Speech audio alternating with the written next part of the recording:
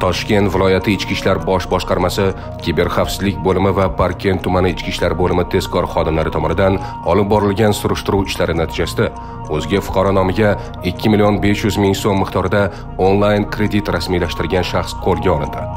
Aniqlanishicha, 2024-yilning 4-iyun kuni Parkent tumanida yashovchi 2003 yilda tug'ilgan fuqaro tuman ichki ishlar bo'limiga murojaat qilib, o'zining plastik kartasiga noma'lum shaxs tomonidan 2,5 million so'm miqdorida onlayn kredit olinganini ma'lum qilgan va ushbu holat bo'yicha tegishli chora ko'rilishini so'ragan.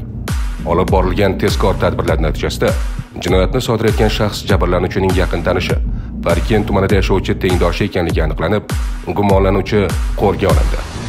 Hozirda ushlangan shaxsga nisbatan O'zbekiston Respublikasi Jinoyat kodeksining 169-moddasi 1-qismi bo'yicha jinoyat ishi qo'zg'atilgan va tergov harakatlari davom etmoqda.